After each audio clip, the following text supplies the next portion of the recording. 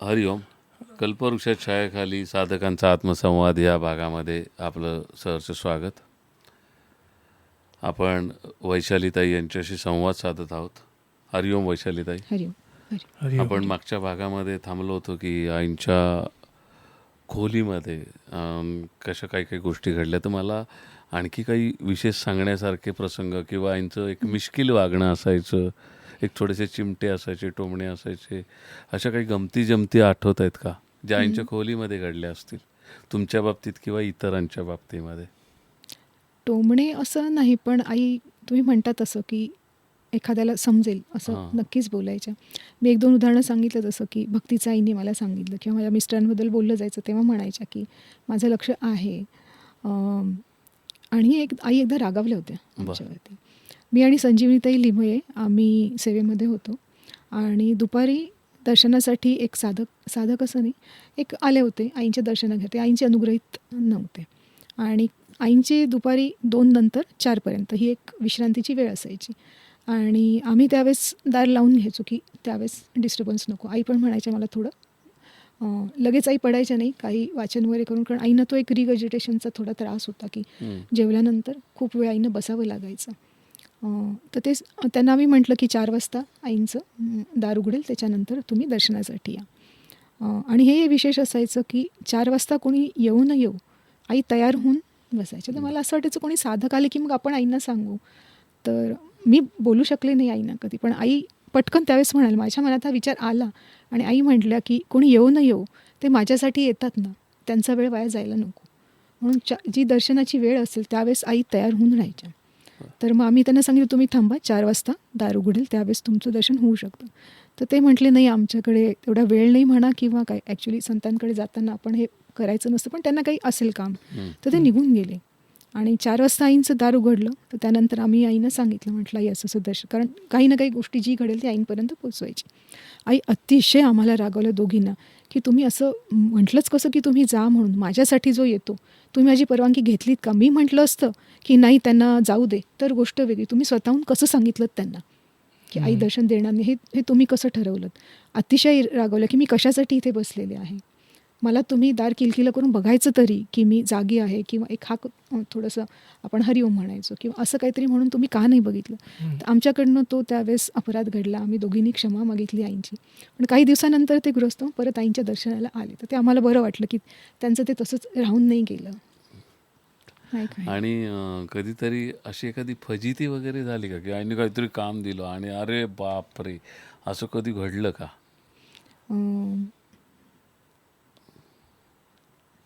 आई गावामध्ये पाठवायचं काही सामान वगैरे आणायचं असेल तर, आणि त्यावेळेस कोण ना कोणी साधिका असायची सोबत, नाही असं नाही. मग त्यात काही वस्तू आईंच्या असायच्या, काही तपोवनासाठी लागणार असेल तर त्याची यादी असायची.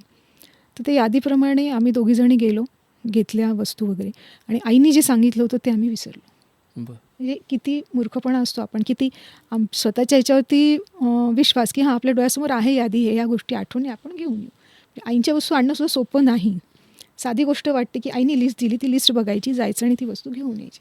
तर ते आम्ही विसरलो काही वस्तू. तर ते आल्यानंतर मात्र आम्हाला खूप वाईट वाटलं, पण आई रागवल्या नाही, आई हसल्या.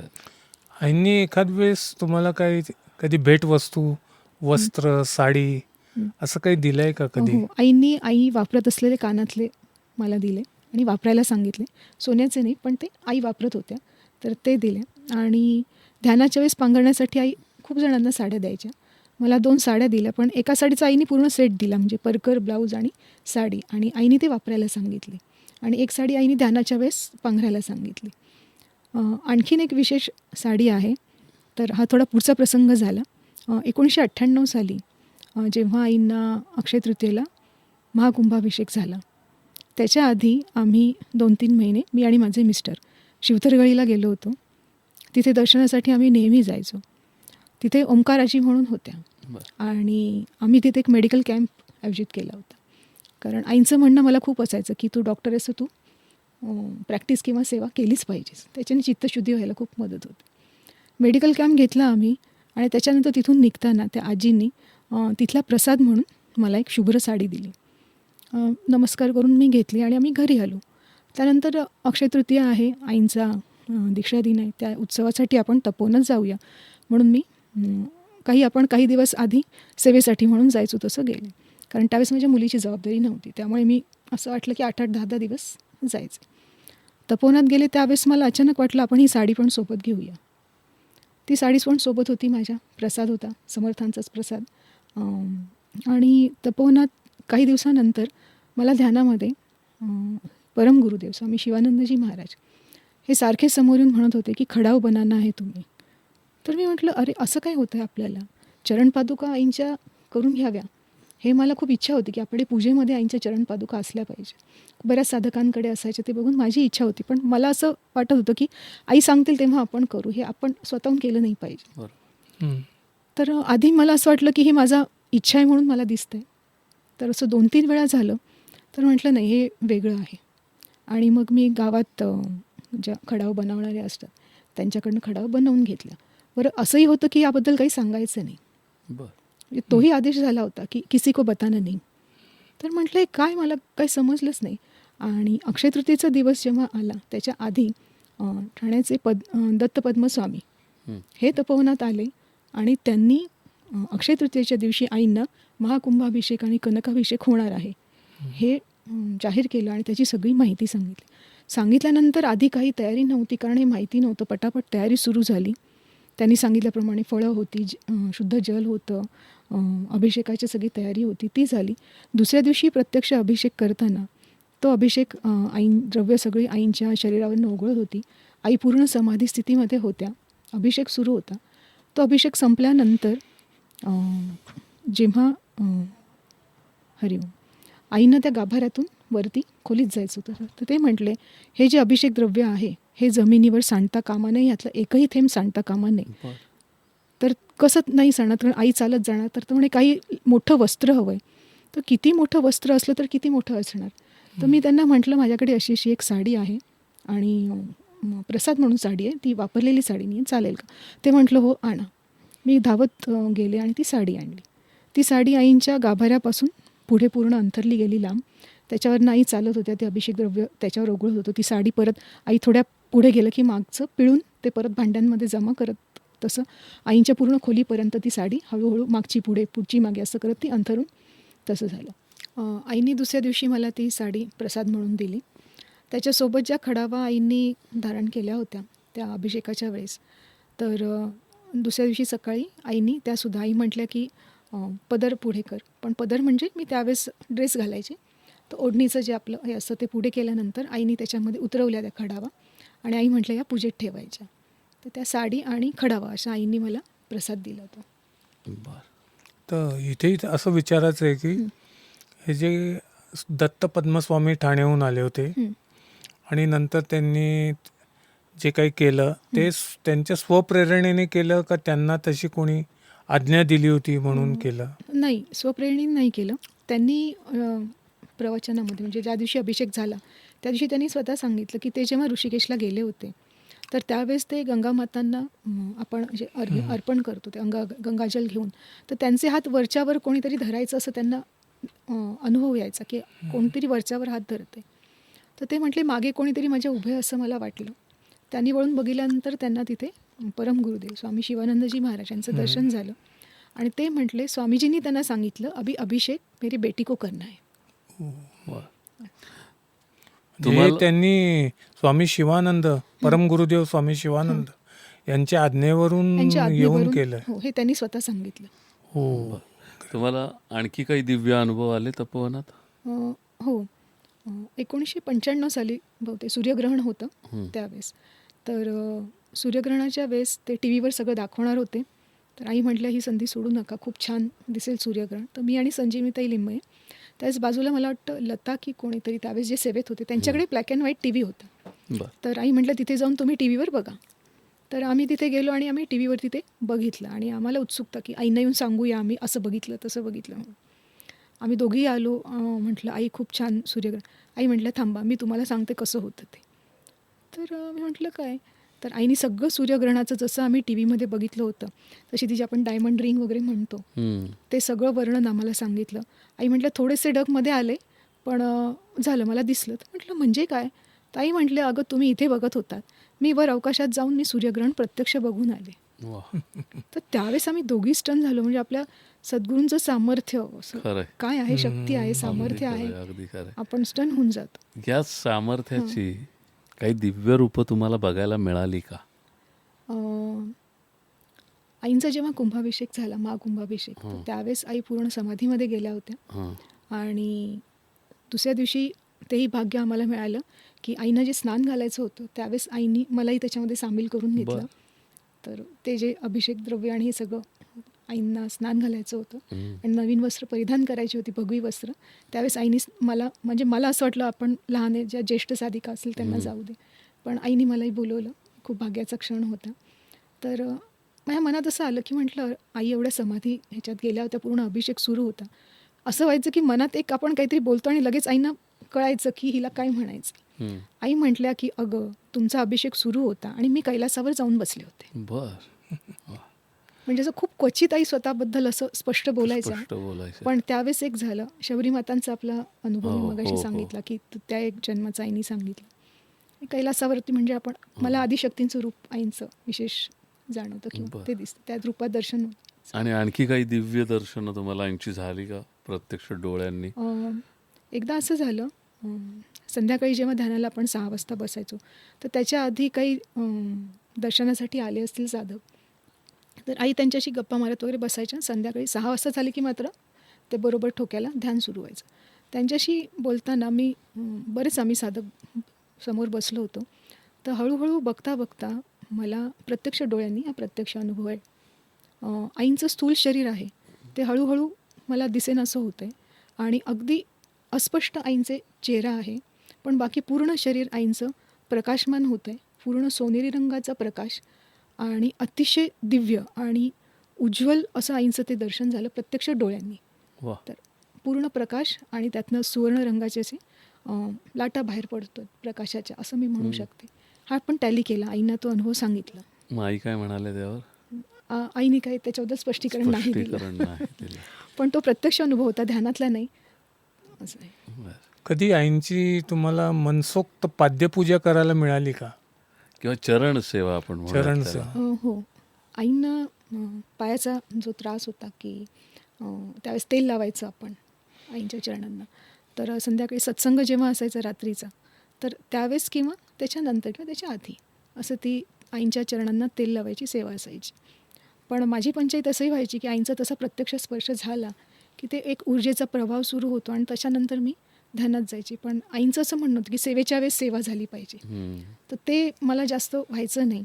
तर मग मी आईनं प्रार्थना केली की हे असं असं होतं आहे, माझ्याकडनं नीट होत नाही आहे.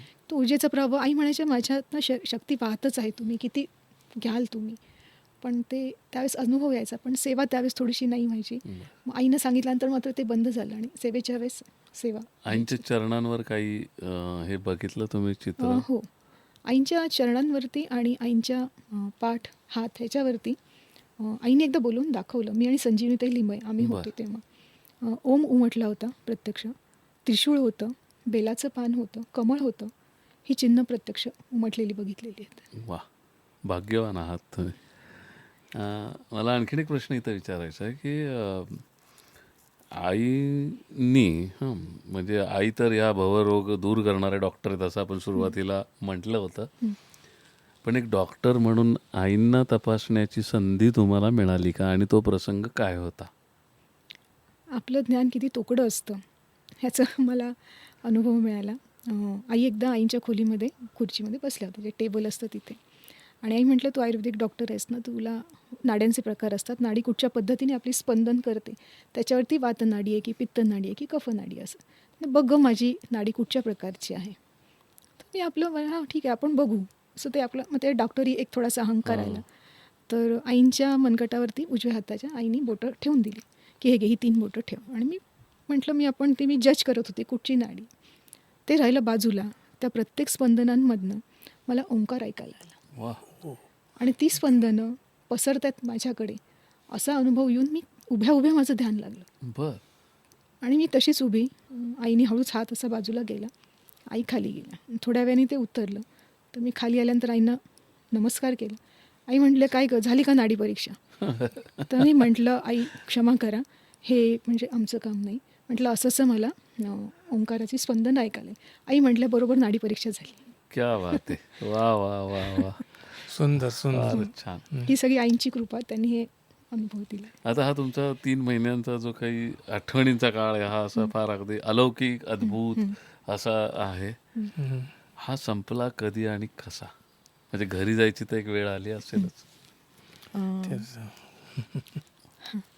आईंनी आधी 3 महिन्यानंतर सांगितलं की आता घरी जा म्हणून. तर त्या मध्यंतरीच्या काळात माझ्या मिस्टरांचा पण अनुग्रह झाला जूनमध्ये, आणि जुलैनंतर आईंनी घरी जायला सांगितलं की ठीक आहे आता तू घरी जाऊ शकतेस. मला तर इच्छा होत नव्हती, पण आईंनी तेही सांगितलं की ही वृत्ती तुझी कायम टिकणार नाही. माझ्या संपर्कात आहेत, माझ्या काळात आहेत, पुढे वेगवेगळ्या स्तरातनं तुम्ही जाता तेव्हा हेच टिकत नाही. मग त्यावेळेस तुम्ही ना इधड इथे ना धड इथे असं नको. तुला जो गृहस्थाश्रम पहिल्यापासून स्वीकारला तो तुला सावरून करायचा आहे.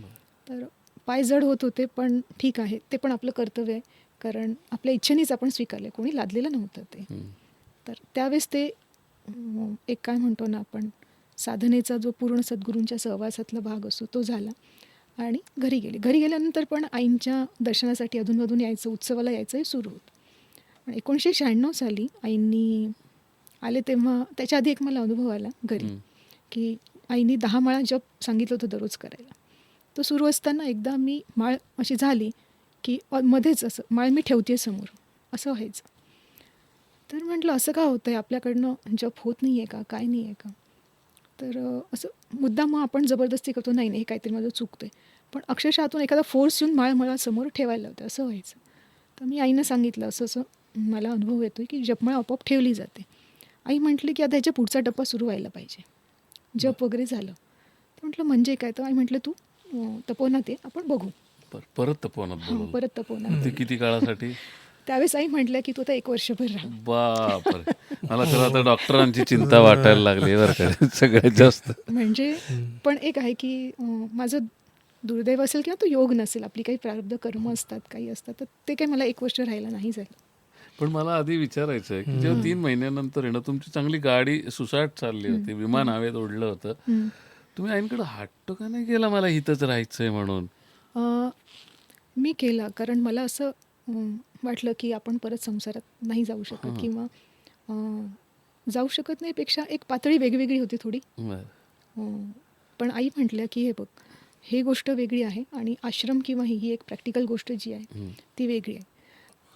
तर ही काळजी आईंना होती की कुठलाही साधक साधनेच्या ह्याच्यात सुद्धा वाहत जाऊ नये. अगदी बरोबर आहे. पण ह्याचबरोबर आईंनी तपोवनाच्या बाबतीतली आपली जी भूमिका मांडलेली आहे ना, ती स्पष्ट की केली. हे तपोवन माझ्या मालकीचं नाही. आई शेवटपर्यंत म्हटलं की स्वामीजींचं तपोवन आहे आणि हे किती निष्ठेने कसोशीने त्यांनी पाळलं हे यांच्या प्रसंगावरून लक्षात येतं. आता जेव्हा तुम्ही 1 वर्षानंतर आईंनी सांगितलं होतं तुम्हाला 1 वर्ष आणि तुम्हाला नाही जमलं, प्रापंचिक म्हणा प्रारब्ध, त्याच्यावरती आई काय बोलल्या का हो? आई हळहळल्या. आई म्हटल्या तू जर तेव्हा राहिली असतीस तर तू तेव्हा पूर्ण झाली असती. क्या बात. हो. पण ते नाही झालं. ते शेवटी शेवटी योग असतात, प्रारब्ध आहे. आडवं येतं हो, ते आडवं म्हणतात. येतं. पण म्हणजे खरंच तसं जर घडलं असतं तर आज तुम्हाला केवढा हे झालं असतं. एक तुम्हाला विचारायचं राहिलं की आपल्या मिरज तपोवनाची दिंडीची दिव्य परंपरा आहे. कधी तुम्हाला आईंनी दिंडीत जा, दिंडीत सामील व्हा असं कधी सांगितलं का? नाही, नाही. माझी इच्छा असायची पण तसा योग नाही आला. म्हणजे त्याचं पण उत्तर मिळालं. तुम्ही आईंबरोबर खूप सहवास तुम्हाला लाभला आईंचं आहे. आईंनी तुम्हाला वेळोवेळी काही मार्गदर्शन केलं असेल तर त्यातलं काही आठवतं का तुम्हाला? एकतर आईंची काही वाक्य अशी असायची की जी आपण आयुष्यभर करून ठेवू शकतो. मी जेव्हा घरी जात होते म्हणजे आईंच्या आज्ञेने, तेव्हा आई म्हटलं की एक लक्षात ठेव, अध्यात्म किंवा साधना ही आपली प्राथमिकता असली पाहिजे आणि गुरु आणि शिष्य यांचं एक संघर्षाचं नातं सुरू असतं. बरं. तर मी म्हटलं आई असं का म्हणाल्या. तर हळूहळू लक्षात येतं की आपले स्वतःचे विचार, काही संस्कार असतात, त्याप्रमाणे आपण स्वतःचं एक व्यक्तिमत्व धरून ठेवलेलं असतं. ते व्यक्तिमत्वसुद्धा म्हणजे जरी आपल्याला गुरूंची महती कळली ते सुद्धा आड येतं. बरोबर आहे. तर हा जो संघर्ष असतो की गुरु आपल्याला घडवत असतात आणि आपण आपल्या विचारांनी एक धारणा करून त्याप्रमाणे जात असतो, तो संघर्ष होतो. अगदी बरोबर. म्हणजे साधकांनी ही गोष्ट इथं लक्षात घेतली पाहिजे. वाक्य इतकं महत्त्वाचं आहे ना की गुरु आणि शिष्याचं एक संघर्षाचं नातं आहे आपल्याला आपले विचार, आपले विकार आणि एकीकडे गुरु काय सांगतात. तर हा संघर्ष पेलणं आणि त्यातनं यशस्वीपणे पार पाडणं हे खरोखर अवघड आहे. तुमच्या मुलीच्या बाबतीत काहीतरी एक विशेष प्रसंग घडला होता असं मी ऐकलंय. तो हो. काय होता? कसं आहे, आईंच्या कृपेने खूपदा आपण काय म्हणू, गंडांतर किंवा अपमृत्यू किंवा गंडांतर आपण म्हणू शकतो. बरं. ह्यातनं आम्ही वेगवेगळ्या प्रसंगातनं वाचलो आहोत. पहिला प्रसंग तर असा झाला, माझी मुलीचा जन्म झाला त्याच्यानंतर 2-2.5 वर्ष लहान होती, त्यामुळे मी काही झाली नाही. मुलीला घेऊन आपण दर्शनाला आईंच्या जाऊया. तपोवनात गेले, तपोवनात दर्शन घेतलं, काही दिवस आईनी राहायला सांगितलं आणि तिथून आम्ही परत निघालो. परत निघताना सकाळची वेळ होती, आरती झाली की जनरली आम्ही निघायचो. तर आई म्हटले बस ध्यानाला. तर म्हटलं, माझे मिस्टर आणि मुलगी दर्शन घेऊन खाली आले आणि ध्यानाला बस म्हटल्यानंतर आईनी स्पर्श केला भ्रूमध्यात आणि बसवलं ते आईनी 2 ते 2.5 तास उठूनही दिलं. बरं, माझं काही खूप गाढ ध्यान लागलं नव्हतं, पण मी उठू शकत नव्हते. त्याच्यानंतर आपोआप आईंचा काही संकल्प असेल अमुक तासांचा, उठले, आईनं नमस्कार केला आणि आम्ही निघालो. पुणा एक्सप्रेस हायवेवरती खूप मोठा ॲक्सिडेंट झाला होता.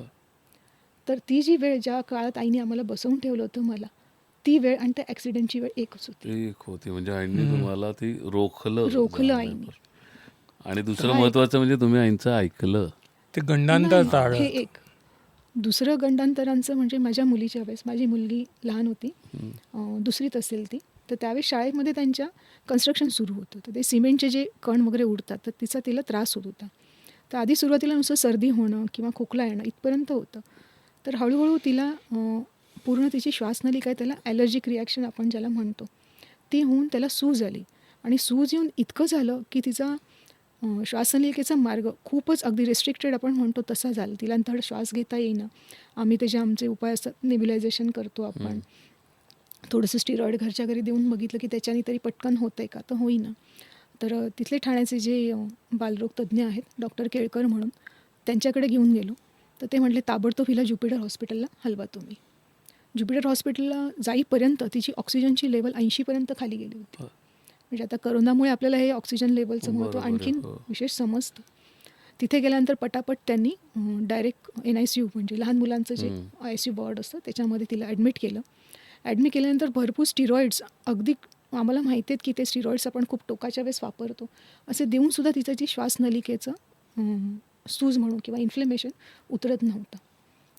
2 दिवस त्या ह्याच्यात होतो आम्ही, तिथेच होते. आईंचा धावा सुरू होता. तर दुसऱ्या दिवशी मला तिच्या बेडच्या मागे आईंचं दर्शन झालं. त्यावेळेस आईने देह ठेवला होता बरं का. म्हणजे जे लोक म्हणतात की आई देहात असताना आणि आई देहात नाही, तर आता काय फरक आहे, मला त्याच्यात काही फरक नाही जाणवला. आईने ते प्रत्यक्ष अनुभव दिला. साधारण मला असं वाटतं 2011 किंवा 12ची गोष्ट असेल. आईने देह 2009मध्ये ठेवला. तर मला तिच्या बेडच्या मागे आईंचं दर्शन झालं अतिशय तेजात आणि दिवे लावले जातात. म्हणजे आपण एक शुभ हे म्हणतो ना की दिवा लावणं हे एक शुभ हे म्हणतात. तर त्यावेळेस मी निश्चिंत झाले की आई आहेत, आपल्याला काय करायचं, आई बघून घेणार. आणि त्याच्यानंतर हळूहळू तिच्या तब्येत एक ड्रॅमॅटिकल फरक, म्हणजे जी मुलगी श्वास घेता येत नाही, ऑलमोस्ट बेशुद्ध पडते, अशा ह्याच्यामध्ये दुसऱ्या दिवशीपासून ती वॉर्डमध्ये खेळत होती. वंडरफुल. सद्गुरू कृपा काय असते. अद्भुत. खरंच खूप छान. माझ्या मिस्टरांच्या बाबतीतला अनुभव आहे तो तर 2022चा आहे. म्हणजे किती काळ गेला आहे आपण ते म्हणू शकतो. आत्ताच आहे. 2022 साली माझ्या मिस्टर किडनीच्या एका खूप गंभीर आजारी झाले. डॉक्टर आहोत, त्यामुळे सगळं आमच्या डोळ्यासमोर होतं की करोना काळामध्ये जे 2 वर्ष आपण पूर्ण लॉकडाऊनमध्ये होतो त्यावेळेला थोडं दुर्लक्ष झालं, कारण पूर्ण सोनोग्राफी करायला पाहिजे होती म्हणा किंवा ते आपले योग असतात त्यामुळे बुद्धी होत नाही. खूप मोठं ऑपरेशन झालं आणि त्यावेळेस असं होतं की कोणाला परवानगी नव्हती त्यांना भेटण्याची, की बाहेरून काही इन्फेक्शन यायला नको, काही नको.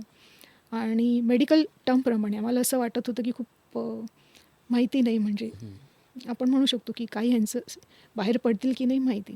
आम्ही दोघांनी आईंना नमस्कार केला आणि ही बुद्धीसुद्धा सद्गुरूच देतात. आणि आईंना म्हटलं, सगळं तुमच्या चरणी आहे, तुमचा जो निर्णय असेल मान्य. त्यांचं ऑपरेशन होत असताना पूर्ण वेळ मला ऑपरेशन थिएटरमध्ये आईंचं दर्शन होत होतं. म्हणजे मी बाहेर बसले होते पण ऑपरेशन थिएटरमध्ये आई आहेत, दर्शन होत होतं. व्यवस्थित बाहेर पडले. ते डॉक्टर्स होते, ते म्हटले की जिथे आम्ही पूर्ण ब्लड्सच्या 3-3, 4-4 बॉटल्स यांना लागू शकतात, म्हणजे हे शरीरसुद्धा आपलं जे स्थूल शरीर असतं त्याच्यावर पण परिणाम काय होतो. त्यांना ब्लड चढवायला लागलं नाही ड्युरिंग ऑपरेशन. ॲनेस्थेशिया व्यवस्थित उतरला. त्याच्यानंतर हळूहळू त्यांची तब्येत सुधारली. आता असं आहे की ते व्यवस्थित ड्रायव्हिंग करून ठाणा ते मिरज हो. स्वतः ड्रायव्हिंग करून सुद्धा येऊ शकतात आणि आजही डॉक्टर आहे. ठाणे ते पुणे स्वतः ड्रायव्हिंग ड्रायव्हिंग करून या करून आले. स्टुडिओमध्ये आलेले आहेत. ही आईंची वैशाली त्यांना अथांग घेऊन वैशाली मुलीला ताईंना घेऊन आलेले आहेत. कृपा आहे गुरुकृपा आहे आईंची. केवळ. मला आता एक विचारायचं, आता आपण शेवटच्या भागाकडे येतोय. त्या काळामध्ये म्हणजे तुमचे 2 पार्ट आहेत, एक इंटरवल आणि इंटरवलच्या पहिला आणि इंटरवलच्या नंतरचा. पूर्वीच्या याच्यामध्ये तुमची साधना खूप होती म्हणजे आणि आईंचा सहवास आणि त्याच्यामुळे तुम्ही साधनेत घेतलेली एक भरारी असं म्हणूयात. आता तुम्ही गृहस्थ आश्रमात आहात, तर कुठेतरी तो जो बॅलन्स आहे की अरे आपण असं ते खतखत किंवा काय ती अस्वस्थता आहे का मनामध्ये? अस्वस्थता आहे पण त्याची तीव्रता तेवढी नाही, नाहीये. ती कमी झाली असं म्हणजे बरं. नक्कीच म्हणू शकेन मी. किती साधना ते सगळं आपण मिस करतोय, आपण ते कुठं ते सोडून इकडे आलो असं ते कधी तुमच्या मनाला त्याचं हे होतं? मिस करते पण त्यासाठी जे प्रयत्न व्हायला पाहिजे, साधना वाढवायला पाहिजे, त्यावेळेसची जी तळमळ होती, तीव्रता होती, तिथपर्यंत हळूहळू आई नेत आहेत हे लक्षात येतं. पण स्वतःहून जी होती आपली ओढ तर ती तेवढी नाही. नक्कीच. गुरुकृपेने ती पण होईल असे आपण एक हे करूयात. आता मला काही शेवटचे काही प्रश्न विचारायचे आहेत. आईंच्या सहवासात सगळ्यात भावलेला क्षण कुठला? अं, मी जे म्हटलं की आई जळगावला होत्या आणि त्याच्यानंतर आम्ही तिघीजणी होतो तपोवनात. त्याच्यानंतर आल्यानंतर आईने जे घट्ट मिठी ती घेतलं मिठी होतं, अजूनही ती आठवते. मिठीचा स्पर्श आणि तो अनुभव मी अजूनही आणला तर माझ्या अंगावरती रोमांच उठतात. क्या बात आहे. आईंचं कुठलं वाक्य तुमच्या मनावरती कोरलं गेलेलं आहे? 2 वाक्य तर मी सांगितली की हो. साधना किंवा साधना ही अध्यात्म ही पहिली प्राथमिकता प्रायोरिटी. पाहिजे. गुरु आणि शिष्यांचं संघर्षाचं नातं असतं हे आधी मला पटलं नव्हतं पण त्याचा अनुभव स्वतःलाच आला की नाही हा संघर्ष होतो. ही 2 वाक्य खूप महत्त्वाची आहेत. वा. आईंना मिस करता का? हो नक्कीच खूप. आणि पुन्हा आई भेटल्या देहात, आपण असं एक क्षणभर धरून चालेल, पुन्हा आई देहात भेटल्या तर काय कराल, काय म्हणाल? काय म्हणू शकेल असं वाटत नाही. आईंच्या चरणी लोटांगण घालीन फक्त. काय बोलू शकेन असं नाही वाटत मी. खूप छान. आईंच्या सहवासात राहत असताना अजून कुठला एखादा अनुभव जो तुमच्या स्मृतीमध्ये कायम आहे? आईंची दिव्य दर्शनं किंवा आईंचे दिव्य अनुभव हे तर येत होते. पण आईंचं सामर्थ्य काय आहे? तर आई एकदा आईंनी ज्ञानेश्वरीची मराठी पण हिंदी अनुवादाने हे केलं. तर ते पुस्तक मला दिलं. तर त्यावेळेस आई म्हटल्या की एक राहून गेलं. मला असं वाटलं की काही माझं राहून गेलं. म्हणजे नाही वैशू, शब्द हे कधी नष्ट होत नाहीत. अवकाशात तसेच राहतात. अक्षरात. कुरुक्षेत्रावरती भगवान श्रीकृष्णाने जी गीता सांगितली त्यांचे शब्द तसेच्या तसे तिथे आहेत. तर मला ध्यानामध्ये कुरुक्षेत्री जाऊन ते शब्द ग्रहण करून भगवद्गीता जशी त्यांनी सांगितली तशी मला लिहून काढायची. पण आत्ताचं जे माझं कार्य आहे त्यामध्ये मला हे वेळ नाही मिळत आहे किंवा नाही होत आहे. मग हे कार्य आईंनी काही तुमच्याकडे दिलं होतं? नाही. नक्कीच नाही. काय नाही, नुसतं तुम्हाला एक सांगितलं. नाही, म्हणजे मला बघा सांगितलं. आईंचे विचार काय होते की म्हणजे ती भगवद्गीता कशी आहे, ती मला हे करायची. म्हणजे खरंच आईंचं थोरपणा जितका महिमा वर्णावा तितके त्याला शब्द अपुरे पडतात. आणि आज वैशालीताईंकडून पण आपण त्यांचे दिव्य अलौकिक अनुभव आपण ऐकलेत. खरंच वैशालीताई तुमचे आभार मानावेत तेवढे थोडे मी आहेत तुमचे आभार मानते. की तुम्ही इतकं प्रगट केलं आणि एक आईंचे एक वेगळे पैलू आणि एक गुरु शिष्याचं एक वेगळं नातं आम्हाला बघायला मिळालं. खरंच ही पण एक गुरुकृपा आहे असं आपण समजूयात. हरिओम. हरिओम.